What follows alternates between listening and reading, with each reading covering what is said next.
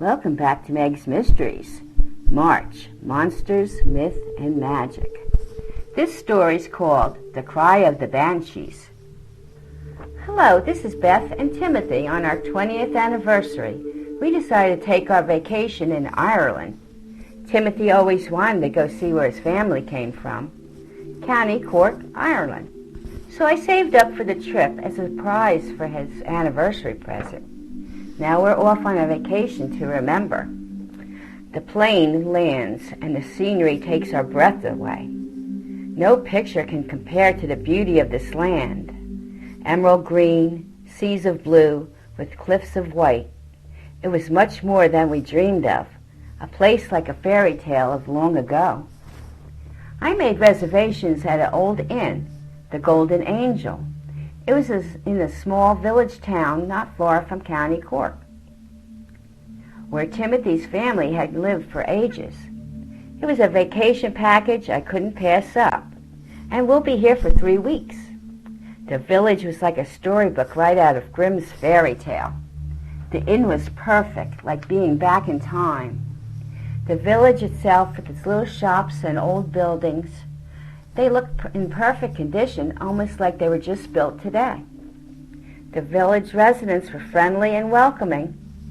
The innkeepers, Mr. and Mrs. McBride, and the barmaid, Esther, from the pub across the street, they all made us feel like family, especially when Timothy said his family name, Garvey. They said, "We know them very well. They still live nearby. Would you like us to contact them? Maybe you can have a family reunion if you like, and you have time." Timothy was so excited. "I would love that," he said. So Mr. McBride told him, "I can arrange it all for you." One night at the pub, the old woman who was sitting in the back corner came over to me. She said, "My name is Mrs. Kelly. I have some tales to tell you if you buy me a pint or two." We said, "But of course, we would love to hear your tales." She sat down close to us and whispered the tales of Irish folklore, but she insisted they were all real. She told us of leprechauns and fairies and the little people, and other little wee beasties and such. They liked to play tricks on us for their own amusement, she said. But the real tale is of the Banshees. She said the Banshee, and then she asked if I ever heard of them.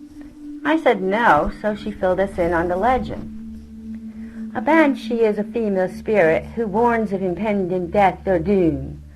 She said they warn the family member that somebody is in danger. Their mournful wails come at night and tell you of impending doom. So if you hear her cry, it will chill you to the bone, and someone close might be in danger or dying soon. She said it in such a way I started to believe it. I've heard of fairies and leprechauns, and even the little people, but this tale really scared me. Maybe the way she insisted it was always all real.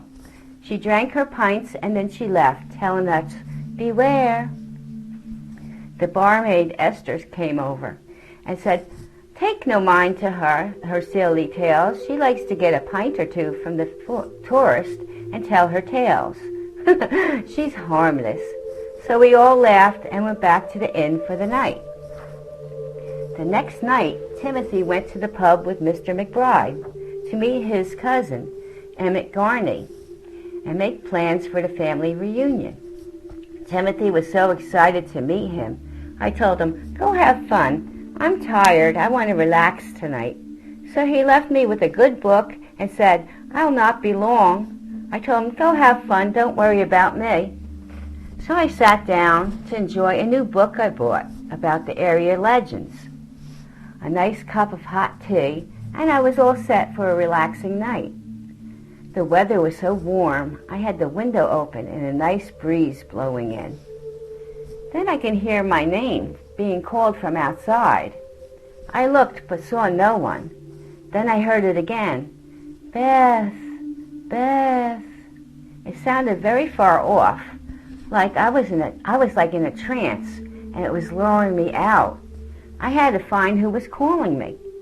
So I went out, walked into the night, into the forest. A path was glowing, and I followed the voice. Beth, Beth. Then a terrifying wail, a cry that only could be from the pits of hell. I knew it was the banshee, but why was she calling to me? I was terrified but also intrigued, and I couldn't move. Then I saw her, her glowing face, long white hair flying about her, and those terrifying eyes. She screamed again and again and came closer and closer to me. I just stood there petrified. I yelled, "Why me? And who is in danger? Or who will die?" Then she screamed her blood-curdling scream, then just vanished. I ran back to the inn, and Mrs. McBride said, "Oh, my dear, what have you been up to?" I told her, and she just shook her head. She said, "I heard nothing, but if you said so, I believe you. I'm glad she didn't hurt you." The fairies must have scared her away, or maybe the leprechauns. I thought she was making fun of me, but her face, she was very serious. Then Timothy came in. I told him what happened. He just said, "It was the story the old woman told you. It's still in your head. Let's go get some rest, and you'll feel better tomorrow. We have the reunion to look forward to. Maybe you overdid it this week." But that same night, we got a phone call. My sister Meg was in an accident, but she'll be all right.